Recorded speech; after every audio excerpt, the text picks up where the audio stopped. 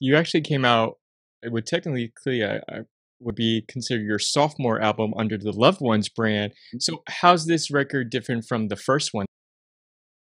So it's been 6 years. A lot has happened in 6 years. The first record did absolutely amazing for a freshman album. And I think rightfully so. I think he deserved it. As I go back, actually, I just listened to it for the first time in years. I haven't heard it in years. And I listened to it front to back last week.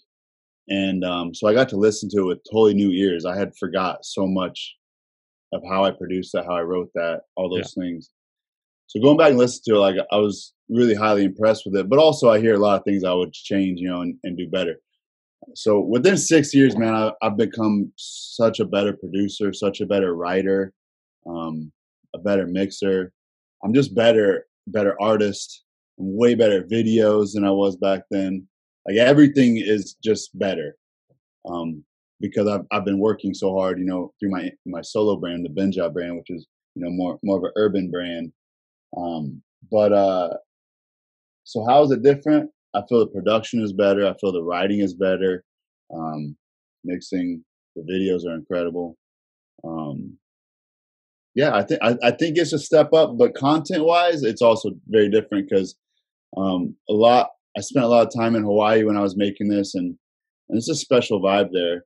But also last year was a special time for me because I was going to move. I didn't know where. I thought I might move to Hawaii or South Florida. I didn't know. So, there's a lot of pressure and a lot of stress that comes with that. So this album is reflects that, and how it reflects that is in my need for guidance and my need for seeking the Most High for that guidance.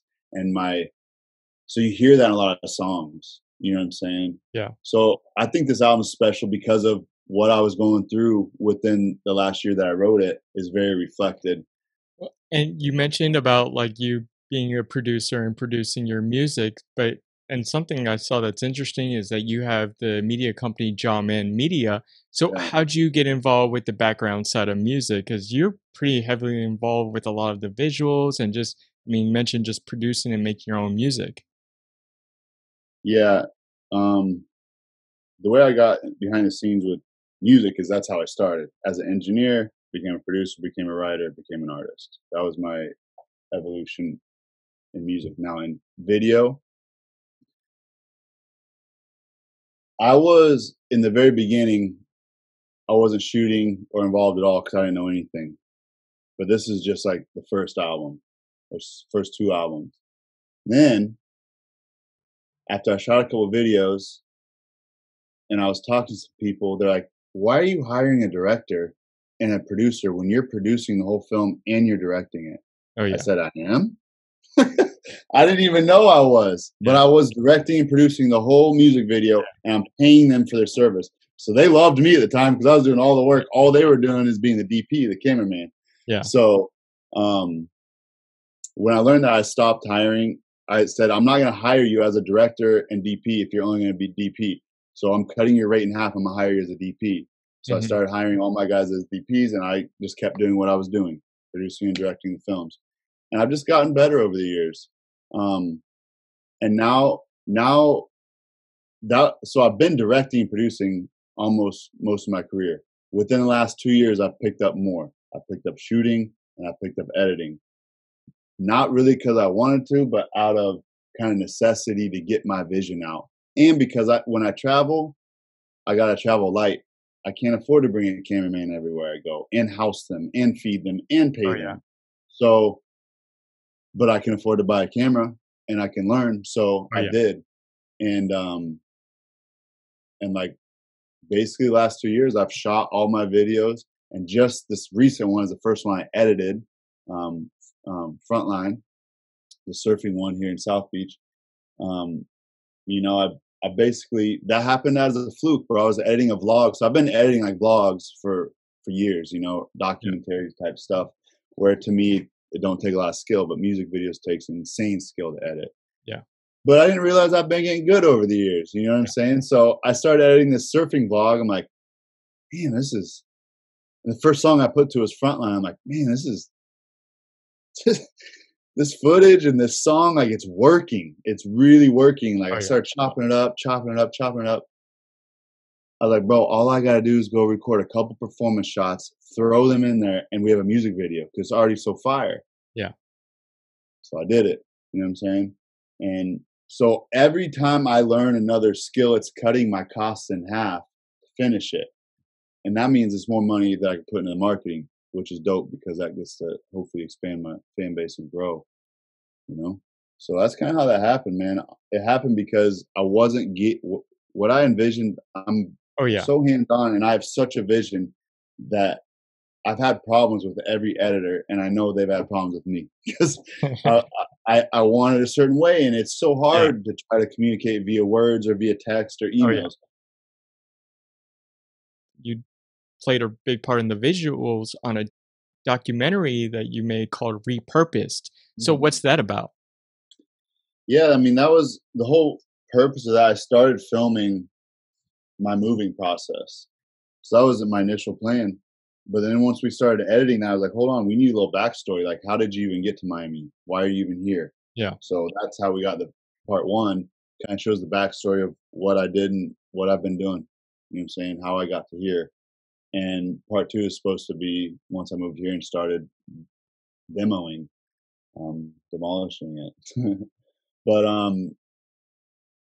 through editing that or through like yeah, I shot it all. Like all the shots of me that I wasn't, it's me handing my camera to a friend that doesn't Yeah. know anything, you know what I'm saying? And just like Yeah. keep it focused on me. Yeah. But my homie Mike Johnson teamed up with me to edit that and took that on. And we've never done a documentary or anything long scale like that. He's never like he comes from the wedding world, you know what I'm saying? And he reached out to me. He's worked with Winds and Waves because he wanted to start filming some of my adventures. I'm like, "Yeah, let's do it." So that's how I linked up with him. But he took on this job, and it was a massive undertaking that we had no idea because we never done it. And so basically, it's harder than we thought, and we weren't able to get to part two just because of life and corona and pandemic, and his wife is pregnant again, and they already have a baby. So it's just we haven't got to it. I'm talking with another buddy of mine that edits, and he might take on the job. We'll see. But I definitely don't have time for it because my focus is the music videos. Yeah. So um, I don't know. We'll see. But the whole goal is to show how I basically made this and the whole process. And it's a side of me that a lot of people don't know. You know what I'm saying? My real estate side, my renovation side, and my creating and my artsy side of physical art like this. So I thought it'd be cool to show that, and we'll see. It might not ever get done, or it might. But I have terabytes, terabytes of footage, Oh, man. and it's awesome. So hopefully it does get done. But You provide good healthy advice, man. One advice I or tip that I've heard you mention before in an interview, I guess someone asked you about like just a tip to share for our listeners. You mentioned something like don't look like if you're going to do something like healthy or exercise, don't look at it as an option or like a yeah, choice. Like if you look at it as an option or choice, you're always gonna not say going to do no. it. Yeah, you're not. So ever since I've heard that, I have to say like I make sure I work out or do something active every day, but now it gives me a different mindset of things. Don't As look at it as an option. Like I have to do this, so fit it in your schedule and just know you have to do it. oh yeah, Like, but you have to be militant. So it's funny. Like I've been learning a lot about myself, self discovery over this quarantine time, and I realize why I'm so militant. My family, both sides, come from the military.